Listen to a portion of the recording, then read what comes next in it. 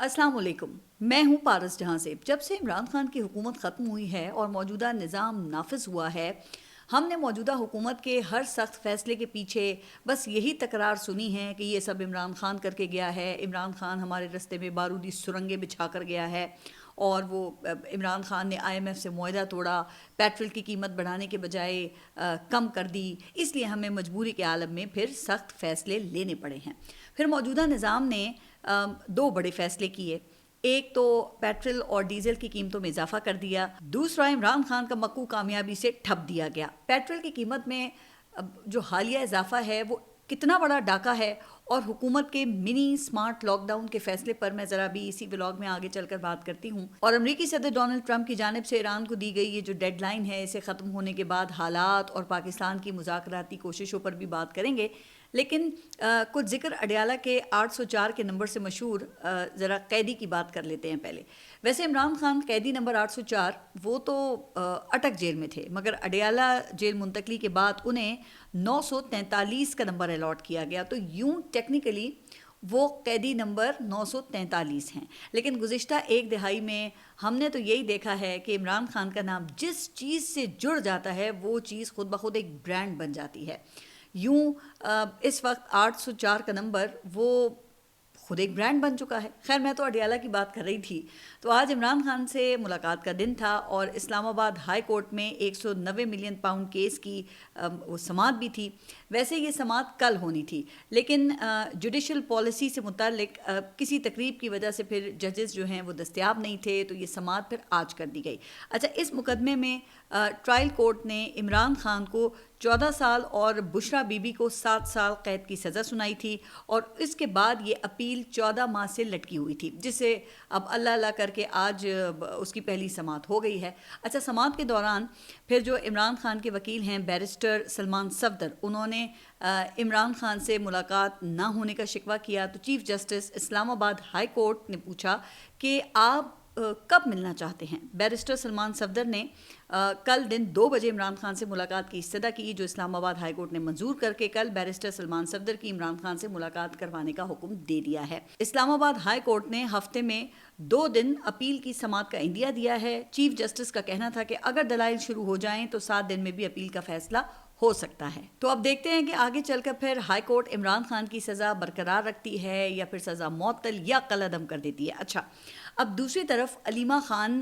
نے پورے پاکستان سے، یاد ہے نا کہ 10,000 پارٹی عہدیداروں کو اڈیالہ جیل آنے کی کال دی تھی۔ اچھا، اس وقت تک جب میں یہ ولاگ اپنا ریکارڈ کر رہی ہوں تو اڈیالہ کے باہر بڑی تعداد میں لوگ پہنچ گئے ہیں، لیکن وہ امپیکٹ کریٹ نہیں ہو سکا نا، یعنی کہ اس نمبر کو ہم ہزاروں کی تعداد میں تو ظاہر ہے کہ نہیں کہہ سکتے۔ اب حسب معمول علیمہ خان وہ کچھ دیر دھرنا دے کر پھر چلی جائیں گی، اور 2 دن بعد جمعرات کو بھی لگتا یہی ہے کہ یہی سب کچھ ہوگا، اور پھر بات وہ اگلے ہفتے تک چلی جائے گی۔ اچھا، ویسے موجودہ حکومت آپ دیکھیں کہ اس معاملے میں خوش قسمت ہے کہ پہلے معرکہ حق میں پاکستان کی بہادر افواج نے بھارت کو دھول چٹائی، اور پھر موجودہ امریکہ، اسرائیل اور ایران تنازع میں پاکستان سمیت اس وقت پوری دنیا کے میڈیا کی توجہ وہ عالمی خبروں کی طرف ہو گئی ہے، اور عمران خان کا ذکر وہ تو بیک گراؤنڈ میں چلا گیا ہے۔ لیکن یہ بات طے ہے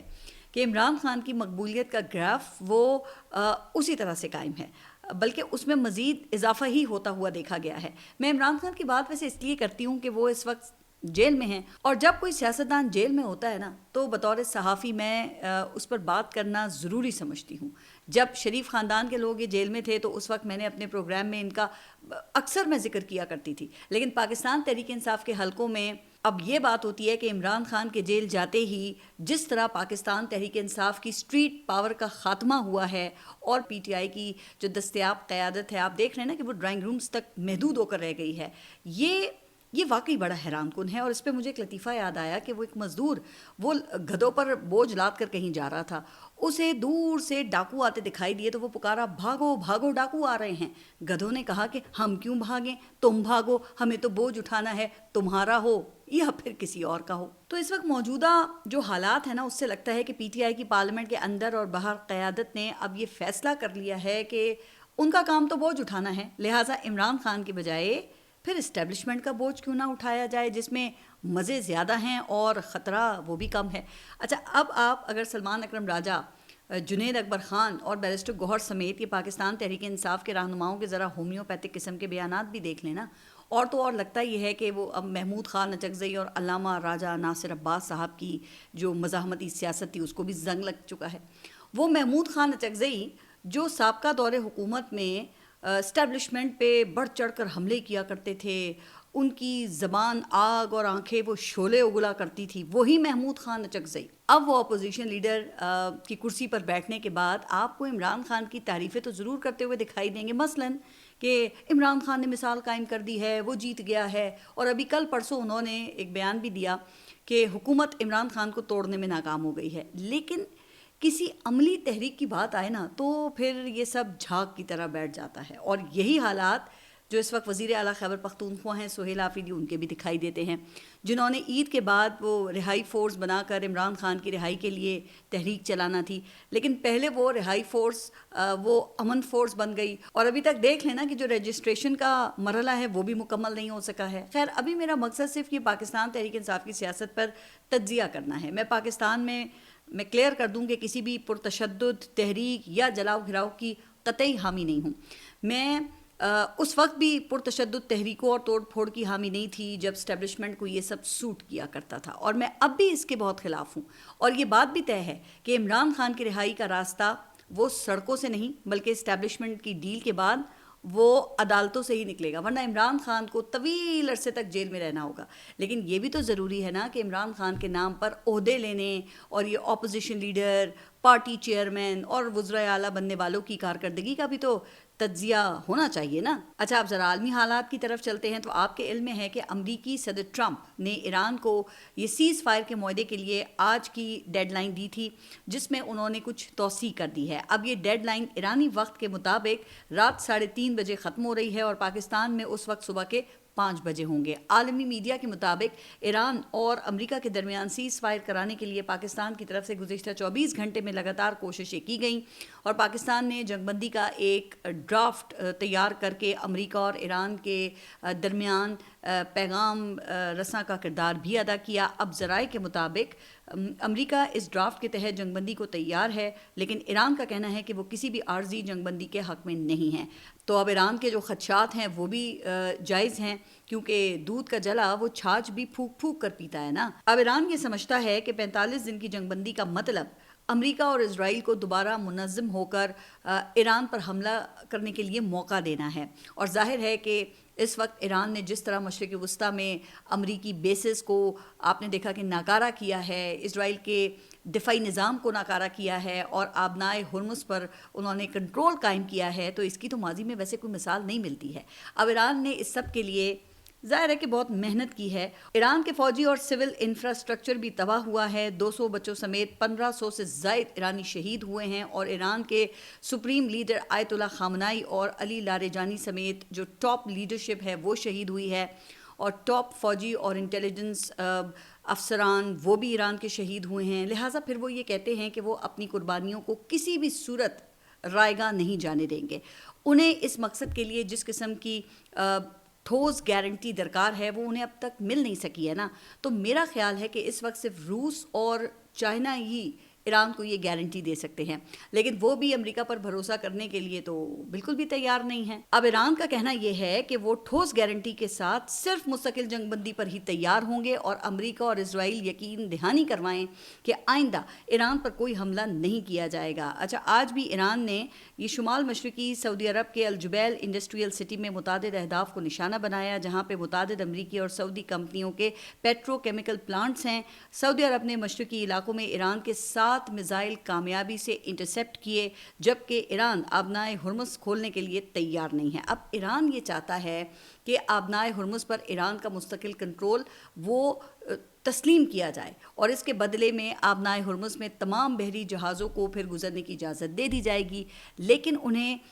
ایران کو ٹول ادا کرنا پڑے گا. اب ایران نے ایک ملٹی لیئرڈ اسٹریٹجی بنا کر آبنائے ہرمز کو 1 مہینے تک آپ نے دیکھا کہ کامیابی کے ساتھ بند کیا ہے. پہلی حکمت عملی کے تحت ایران نے آبنائے ہرمز پر موبائل میزائل بیٹریز نصب کی ہیں, یعنی کہ یہ بیٹریز یہ ایک جگہ سے دوسری جگہ منتقل کی جا سکتی ہیں. دوسری حکمت عملی کے تحت ایران ایران سپیڈ بوٹس کا استعمال کر رہا ہے. یہ تیز رفتار کشتیاں یہ دشمن کے میزائلوں سے محفوظ رہ کر آبنائے ہرمز میں ہر طرح کا گشت کر سکتی ہیں. تیسری حکمت عملی کے تحت ایران نے کئی مقامات پر سمندری بارودی سرنگیں بچھائی ہیں جو اب تک کی سب سے مؤثر ان کی حکمت عملی ثابت ہوئی ہے. اچھا، اس کے علاوہ ایران کاماکازی یعنی کہ خودکش ڈرونز اور بحری آبدوزوں کا استعمال بھی کر رہا ہے، اور یہی وجہ ہے کہ امریکہ اور اسرائیل بھرپور کوششوں کے باوجود ابھی تک ایران سے آبنائے ہرمز کو کھلوانے میں کامیاب نہیں ہو سکے ہیں. اور اب امریکی صدر مکمل فرسٹریٹڈ دکھائی دیتے ہیں، اور ان کے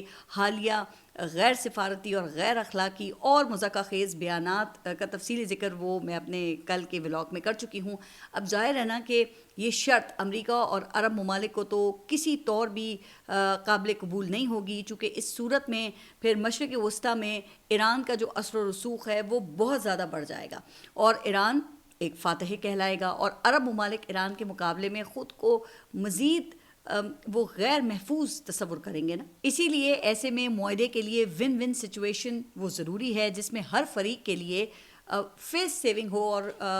وہ خود کو ہی فاتح قرار دے سکے نا. اب امریکی صدر ٹرمپ نے تو ابھی سے یہ کہنا شروع کر دیا ہے کہ انہوں نے ایران میں رجیم چینج سمیت اپنے تمام جو ٹارگٹس ہیں وہ حاصل کر لیے ہیں. جی ہاں، آپ نے ٹھیک سنا ہے. امریکی صدر کا کہنا یہ ہے کہ انہوں نے ایران میں رجیم بھی تبدیل کر دی اور اب وہاں اعتدال پسند اقتدار میں ہیں. مجھے تو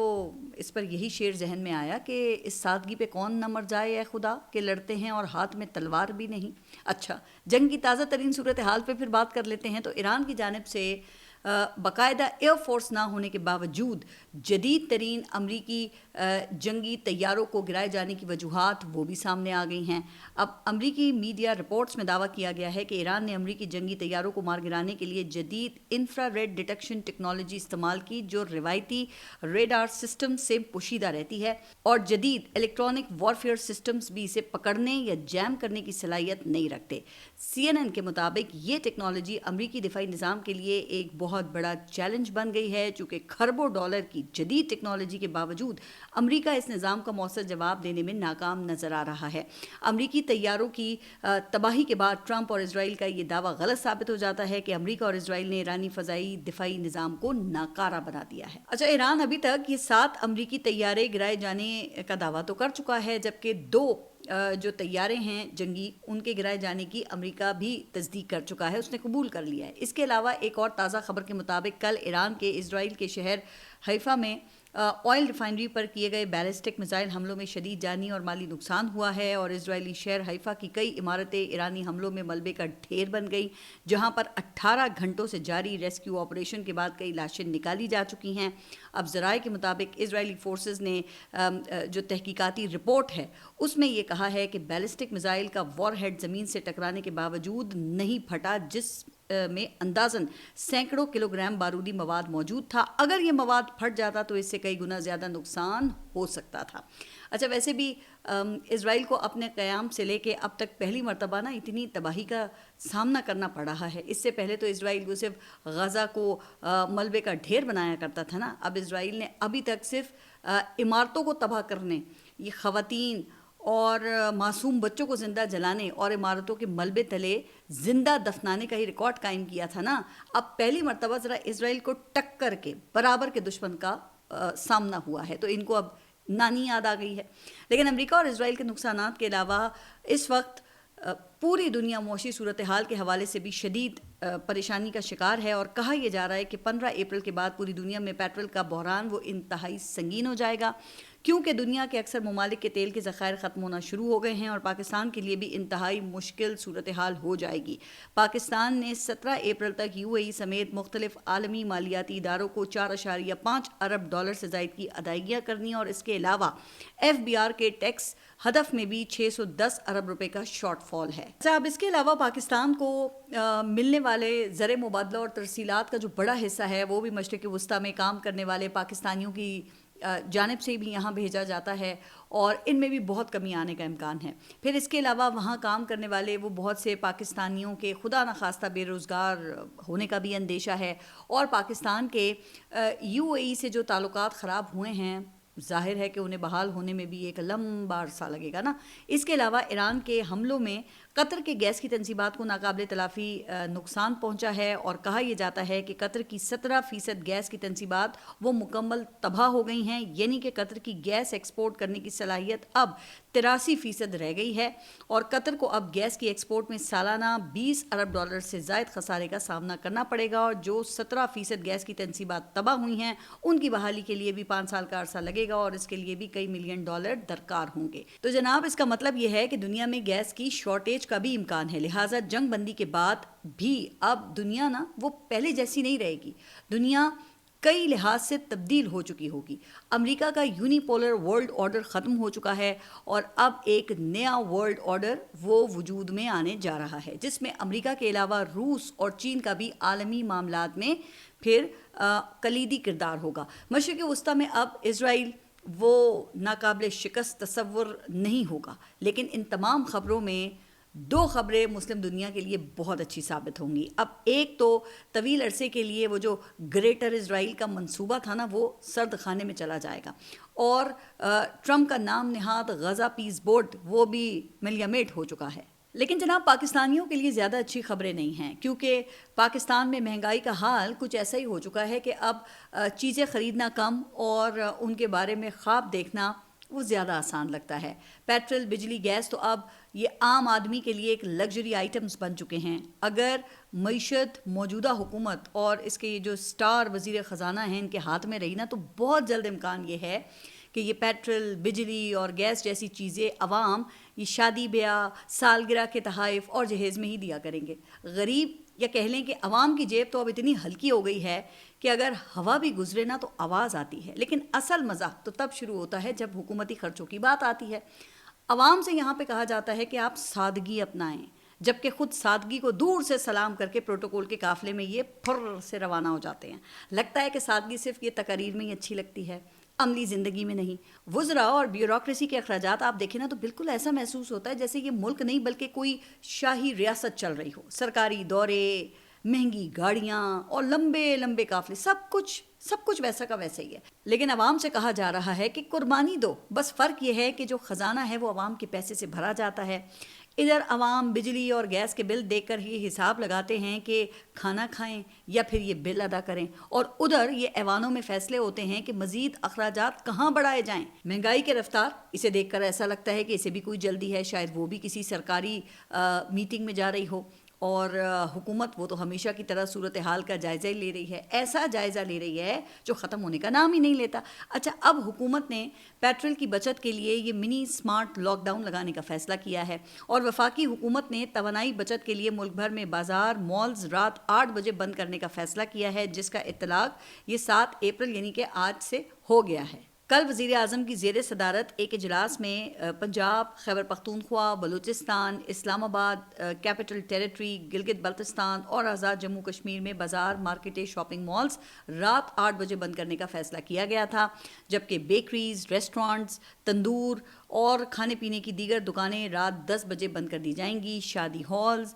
مارکیز اور دیگر کمرشل جگہیں جن میں شادیاں منعقد ہوتی ہیں رات 10 بجے کے بعد بند رہیں گی۔ نجی پراپرٹیز اور گھروں میں بھی شادی بیاہ کی تقریبات رات 10 بجے کے بعد منعقد کرنے پر پابندی ہوں گی۔ اب بظاہر یہ سب بہترین فیصلے ہیں، کرونا کے دوران بھی پاکستان میں اسی قسم کے فیصلے کیے گئے تھے نا، جس سے پھر معیشت کا جو پہیہ ہے وہ چل رہا تھا، اور پاکستان میں کرونا سے زیادہ نقصان بھی نہیں ہوا تھا۔ لیکن سوال وہی ہے کہ جب تک حکومت کے لوگ اپنے خرچے کم کرنے پر تیار نہیں ہوں گے اور عوام سے ہی یہ مسلسل قربانی مانگتے رہیں گے تو ان سب اقدامات جو ہے نا اس کا کوئی فائدہ نہیں ہوگا۔ چلیں، سابق وزیر خزانہ اور موجودہ وزیر خارجہ اور ڈپٹی وزیر اعظم اسحاق ڈار تو یہ دعویٰ کر سکتے ہیں کہ انہوں نے آئی ایم ایف کے کامیاب پروگرامز اور دوست ممالک سے بروقت قرضے لے کر پاکستان کو ڈیفالٹ سے بچا لیا ہے، لیکن جناب موجودہ وزیر خزانہ محمد اورنگزیب کے ذمے اس سے بڑھ کر اور کیا کریڈٹ ہے کہ ان کے دور میں پاکستان میں پیٹرول اور بجلی کی قیمت یہ کہاں سے کہاں چلی گئی ہے۔ وزیر خزانہ صاحب حکومت میں آنے سے پہلے یہ کہاں تھے اور اچانک یہ کہاں سے نازل ہو گئے، یہ کسی کو بھی معلوم نہیں ہے۔ پاکستان میں ویسے جب یہ ٹیکنوکریٹ وزرائے اعظم یا وزرائے خزانہ نازل ہوئے ہیں نا تو عوام کا بھرکس نکال کر ہی یہ واپس گئے ہیں۔ اب دیکھیں کہ مسابقتی کمیشن کی ایک رپورٹ میں انکشاف کیا گیا ہے کہ پاکستان میں 3 سال کے دوران بجلی 155% مہنگی ہوئی ہے، جس کی بڑی وجوہات میں کیپیسٹی پیمنٹس اور روپے کی قدر میں کمی یہ بڑی وجوہات ہیں۔ اچھا، اب یہ کیپیسٹی پیمنٹس ہے نا، اس پہ میں نے اپنے شو نیوز بیٹ میں بے تحاشا پروگرامز کیے ہیں، اور یہ پاکستان کے عوام کے ساتھ ایسا ڈاکہ تھا جس کی شاید ہی دنیا میں کہیں کوئی مثال ملتی ہو۔ یعنی کہ پاکستان میں چاہے بجلی آپ استعمال کریں یا نہ کریں، لیکن اس کے چارجز وہ حکومت کو آئی پی پیز کو ادا کرنے ہی ہوں گے، اور پھر کئی آئی پی پیز تو عوام کو باقاعدہ لوٹتے ہوئے پائے گئے، جنہوں نے